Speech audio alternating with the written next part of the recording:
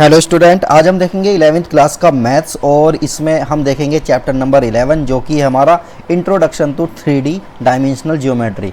मतलब 3D वाले chapter को आज हम देखने वाले हैं और देखते हैं इसके अंदर क्या क्या चीज़ें हैं। पहली बार आज हम 3D पढ़ेंगे, 2D हम पढ़ेंगे। 2D हमने पढ़ लिया है, मतलब जानते हैं कि एक्स एक्सिस होती है, वाई एक्सिस होती है और यहाँ पर क्या होता है, एक जेड एक्सिस भी होती है। तो चलिए उसको एक एक चीज़ करके हम देखते हैं किस तरह से होगा। तो देखिए 3D को हम समझते हैं। देखिए जब हमारी 3 एक्सिस हो जाएंगी, देखो ये होती है, एक होती है एक्स एक्सिस, एक होती है वाई एक्सिस और इसको यहाँ ले लेते हैं, एक होती है जेड एक्सिस। ठीक है, तो ये हो गई हमारी एक्स एक्सिस, वाई एक्सिस और ये हो गई हमारी जेड एक्सिस। ठीक, अब देखिए एक्स वाई जेड को इधर से उधर हम लिख सकते हैं। जैसे एक्स के प्लेस पर यहाँ मैं वाई लिख दूँ या जेड लिख दूँ, उससे कोई फ़र्क नहीं पड़ेगा, यहाँ से वहाँ किया जा सकता है। तो देखिए ये तीनों एक्सिस जो हो गई हमारी, ये एक्स वाई जेड एक्सिस होती हैं। मतलब ये देखिए इसकी लंबाई, चौड़ाई और ऊंचाई तीनों जब हम ले लेते हैं तो वो क्या बन जाता, 3D मॉडल बन जाता हमारा।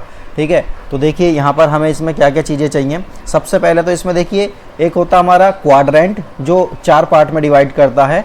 जैसे कि हो गया, हम आपने देखा होगा इस तरह से, ये था हमारा कोऑर्डिनेट एक्सिस, आपने ये देखी थी। देखो ये था हमारा एक्स, ये था हमारा एक्स डैश, मतलब माइनस वाला एक्स इधर आएगा। ये था वाई और यहाँ क्या था, वाई डैश था। और यहाँ पर क्या होता था, ये यहाँ पर होता था ओरिजिन, ओरिजिन मतलब 0 0। ठीक है, अब देखिए यहाँ पर क्या है, ये 4 क्वाड्रेंट में इसको डिवाइड कर रहा है। ये कितने पार्ट में डिवाइड कर रहा है, देखो एक पार्ट तो ये रहा, एक दूसरा ये रहा, तीसरा ये रहा और चौथा पार्ट ये रहा। ठीक है, यहाँ पर हमने देखा था कि x भी पॉजिटिव होता है, y भी पॉजिटिव होता है फर्स्ट क्वाड्रेंट में। सेकंड क्वाड्रेंट में x तो नेगेटिव होता है और y होता है पॉजिटिव। तो पहले x को लिखते हैं, बाद में y को लिखते हैं। और थर्ड क्वाड्रेंट में क्या होता है, x भी नेगेटिव, y भी नेगेटिव। ठीक है, ये दोनों के दोनों कैसे होते हैं, नेगेटिव होते हैं। और फोर्थ क्वाड्रेंट में क्या होता है, x पॉजिटिव होता है और y कैसा होता है, नेगेटिव होता है। ये तो हम जानते हैं। इसी तरह से जब हम अपनी इसकी जेड एक्सिस भी बना देते हैं तो देखिए क्या होगा, 4 तो ये रहे इसके क्वाड्रेंट, 4 क्वाड्रेंट तो ये रहे और 4 ही क्या होते हैं, 4 ही इसके दूसरी साइड होते हैं। जब हमने यहाँ पर जेड एक्सिस बना दिया, ये वाली जेड एक्सिस सपोज करो इसके ऊपर की साइड में है और एक जेड एक्सिस इसके नीचे की साइड में है। तो जो ऊपर वाली साइड में जेड एक्सिस है वो पॉजिटिव ले लो सपोज करो, और जो नीचे वाली साइड में है वो नेगेटिव ले लो। सपोज करो ये जेड एक्सिस हो गई हमारी, इसको हम पॉजिटिव ले लेते हैं। जैसे यहाँ पर ये एक्स को पॉजिटिव ले लिया हमने, यहाँ पर वाई को पॉजिटिव ले लिया। और इस तरह से देखिए आप जरा, एक यहाँ पर भी तो होगी इसकी एक्स एक्सिस, इसको नेगेटिव ले लेंगे। ठीक है, इसी तरह से वाई जो होगी, ये y यहाँ पर भी होगी, इसको कैसा ले लेते हैं, y को नेगेटिव ले लेते हैं। इसी तरह से देखिए यहाँ पर एक z एक्सिस भी तो होगी जो अंदर की साइड को जा रही होगी, z एक्सिस। ठीक है, उसको नेगेटिव ले लेते हैं। तो देखिए ऊपर वाले, देखो ये जो ऊपर वाले पार्ट है सारे, ये कैसे होंगे, ये इनको हम यानी z एक्सिस वाले पार्ट को हम पॉजिटिव लेंगे और अंदर की साइड वाले पार्ट जो होंगे वो z एक्सिस वाले को हम नेगेटिव ले लेंगे। इसी तरह से ये क्या बन जाता है, ऑक्टेंट बन जाता है। मतलब 4 अंदर की साइड वाले और 4 बाहर की साइड वाले। तो देखिए इसी को हम देखेंगे कि यहाँ पर पूछ लिया जाता है, यहाँ पर किस तरह से क्वेश्चन पूछा जाएगा, माइनस का 5, 6 और 7 ये किस ऑक्टेंट में पड़ेगा, ये हमको बताना है। तो देखिए इस वाले को तो बोलते हैं फर्स्ट ऑक्टेंट, ये हो गया सेकंड ऑक्टेंट। इसी तरह से ये हो जाएगा थर्ड ऑक्टेंट, ये हो जाएगा फोर्थ ऑक्टेंट। और इसके बाद क्या होगा, फिर पीछे वाले को हम देखेंगे, वो हो जाएगा फिफ्थ ऑक्टेंट, वो हो जाएगा 6, ये हो जाएगा 7th और ये हो जाएगा 8 वाला ऑक्टेंट हो जाएगा ये नीचे वाला। ठीक है, तो अब कौन सा पॉजिटिव होगा, कौन सा नेगेटिव होगा और ये कौन से क्वाड्रेंट में पढ़ने वाले हैं, ये चीज़ इसको हम देखेंगे। तो सबसे पहले हम आते हैं इसी चीज़ को समझने के लिए।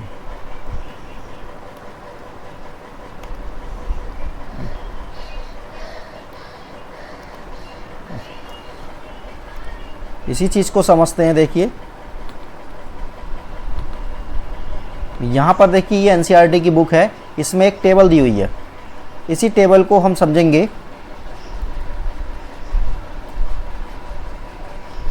इसी टेबल को हम समझेंगे, किस तरह से समझेंगे देखो। तो चलिए देखते हैं। देखो ये हमको एनसीईआरटी में टेबल दी हुई है ना, इस टेबल को ध्यान से हम देखेंगे। और इस वाली वीडियो में हम जो है इंट्रो कर रहे हैं और 11.1 एक्सरसाइज को भी आज हम कवर करेंगे। तो देखिए यहाँ पर ये ऑक्टेंट दिया हुआ है, एक्स वाई जेड एक्सिस दिए हुए हैं और ये ऑक्टेंट कितने दिए हुए हैं, ऑक्टेंट है हमारे ये 8। फर्स्ट हो गया, सेकंड, थर्ड, फोर्थ, इस तरह से ये सारे के सारे हमको ऑक्टेंट दिए हुए हैं। और ये क्या है, कोऑर्डिनेट्स है, एक्स वाई जेड एक्सिस क्या है, कोऑर्डिनेट्स है। तो अब देखिए यहाँ पर मैं एक नंबर लिखता हूँ यहाँ पर, जैसे मैंने लिखा -5, 8 और 7, ये मैंने नंबर लिखा, ठीक है।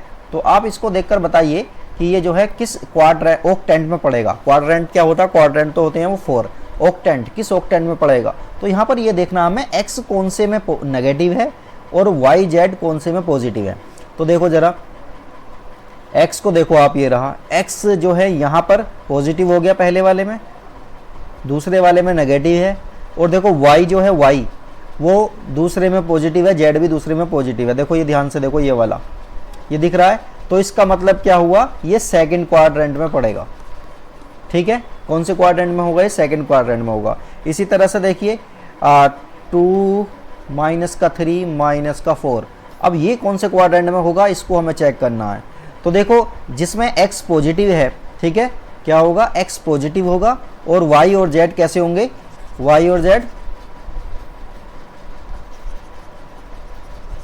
z होंगे नेगेटिव दोनों। तो देखो कौन से क्वाड्रेंट में होगा ये, इसको चेक कर लेते हैं। देखो जरा कैसे होगा, देखो इसको देखते हैं।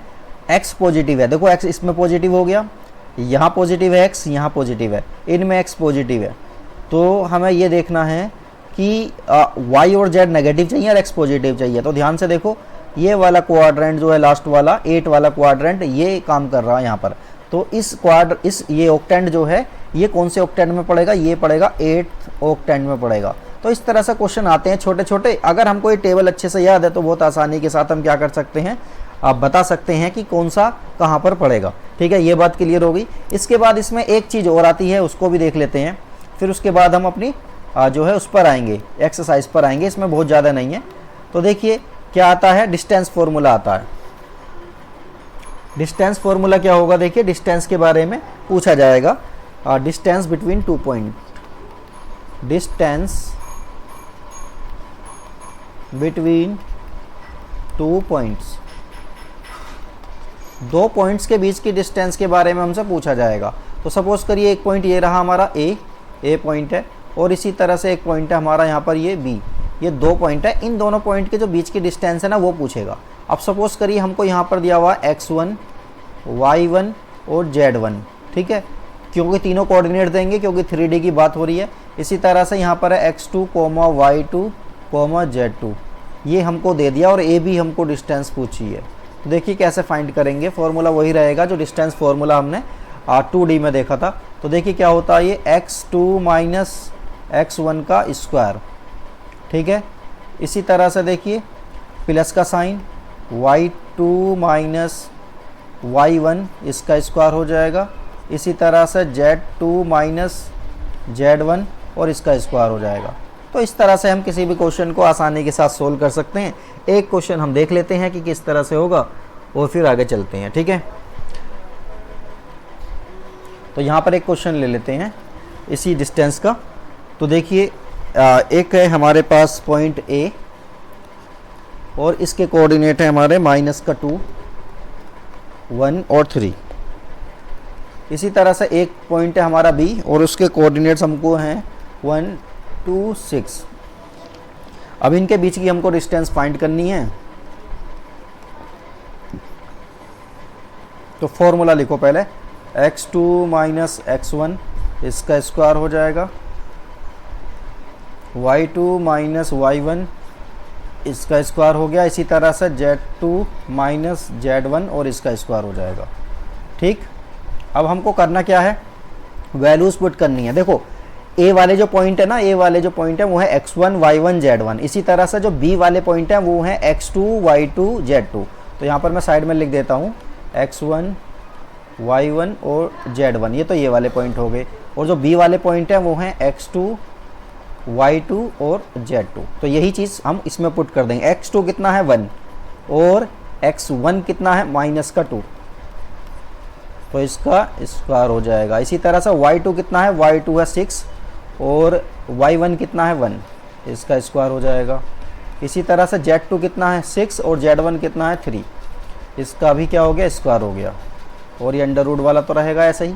अब देखिए यहाँ पर क्या होगा, देखिए 1 और माइनस माइनस कितना हो जाएगा, प्लस, तो हो जाएगा +2। ये हो गया। इसी तरह से 2 - 1 क्या होगा, 1, 1 का स्क्वायर हो जाएगा। इसी तरह से 6 - 3 कितना होगा, 3, इसका स्क्वायर हो जाएगा। अब देखो यहाँ पर ज़रा कितना आएगा, ये 2 और 1 कितना होता, 3, 3 का स्क्वायर कितना हो जाएगा, 9 हो जाएगा। इसी तरह से 1 का स्क्वायर तो 1 ही रहेगा, 3 का स्क्वायर ये भी 9 हो जाएगा। 9 और 9 कितना होता, 18, 18 और 1 कितना हो जाएगा, 19। ये क्या आ जाएगा इसका, और यूनिट्स लिख देंगे इसको, यूनिट्स। तो ये क्या आएगा, इसकी डिस्टेंस आ जाएगी दोनों के बीच की। ठीक है, तो इस तरह से हम क्वेश्चंस को सोल्व करेंगे। अब चलते हैं एक्सरसाइज पर।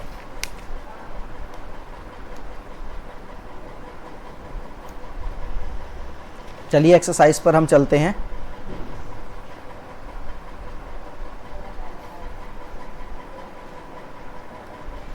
तो देखिए हमारी एक्सरसाइज है ये 11.1, ये रही हमारी एक्सरसाइज 11.1। और यहाँ पर देखिए ये जो एक्सरसाइज है हमारी, इसको हमको सोल्व करना है। तो इसमें क्वेश्चन नंबर 1 दिया हुआ, अ point is on the X axis. एक पॉइंट कहाँ पर है, हमारा एक्स एक्सिस पर है, तो उसका वाई और जेड कोऑर्डिनेट क्या हो जाएंगे। तो हमने देखा था कि जब कोई पॉइंट एक्स एक्सिस पर होता था तो वहाँ पर वाई कितना होता था, वाई होता था वहाँ पर 0।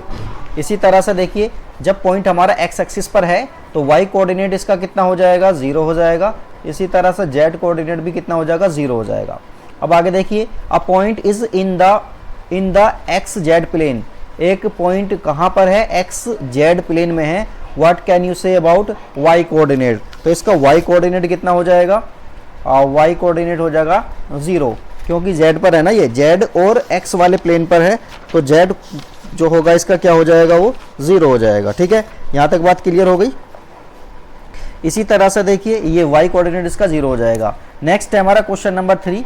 ये मैंने अभी आपको बताया कि हमें ये चेक करना है कि ये किस ऑक्टेंट में है। अगर वो वाली टेबल जो मैंने अभी बताई है उसको कर लिया तो ये क्वेश्चन बड़े आसानी के साथ हो जाएंगे। ठीक है, तो देखिए जैसे कि 1, 2 और 3 ये कौन से में होंगे, ये फर्स्ट में होंगे। ठीक है, इसी तरह से देखिए 4 माइनस का 2 और 3 ये किस ऑक्टेंट में होंगे, ये हो जाएंगे देखिए फोर्थ वाले में। किस में होंगे, ये फोर्थ वाले में होंगे। और ये आप टेबल में देखकर बड़े आसानी से बता सकते हैं, इसको करने की ऐसी खास ज़रूरत नहीं है, आप बिल्कुल टेबल में देखकर सारे बता सकते हैं। ठीक है, सारे के सारे कहाँ पर नेगेटिव होते हैं, सारे के सारे नेगेटिव होते हैं 7th वाले में। ठीक है, तो ये किसका आंसर क्या आएगा, 7th आ जाएगा। ठीक है, ये हो गया। इसी तरह से देखिए क्वेश्चन नंबर है 4, जो कि फिलिप्स के फॉर्म में हमको दिया हुआ है। तो देखिए इसमें क्या दिया हुआ, फर्स्ट वाले में the X axis the Y axis taken together determine a plane. मतलब एक्स और वाई एक्सिस को लेते हुए जो एक प्लेन बनाया जाएगा, उस प्लेन का क्या नाम होगा, उस प्लेन का नाम हम लिख देंगे एक्स वाई प्लेन। ठीक है, तो क्या होगा, उसका एक्स वाई प्लेन हो जाएगा। इसी तरह से the coordinates of the point in the X Y plane. X Y plane में जो कोऑर्डिनेट्स होंगे वो किस फॉर्म में होंगे, वो होंगे देखो x होगा उसमें एक, तो y होगा, और z कितना हो जाएगा उसमें 0 हो जाएगा। बस ये इसका आंसर होगा। इसी तरह से coordinates planes divide the space into. Coordinates planes जो हैं वो कितने ऑक्टेंट में डिवाइड करता है, ऑक्टेंट कितने होते हैं, वो होते हैं 8। ठीक है, और अगर यहाँ पे क्वाड्रेंट होता तो यहाँ पे कितना आ जाता है, फिर ये 4 आ जाता। ठीक है, तो ये एक्सरसाइज 11.1 हमारी कंप्लीट हो गई है। तो जो है नेक्स्ट वीडियो में हम 11.2 का थोड़ा सा इंट्रो करेंगे, जो भी इसमें 1-2 क्वेश्चन फॉर्मूले वगैरह होंगे, और उसके बाद उस एक्सरसाइज को कंप्लीट करेंगे। ओके, वीडियो को देखते रहें।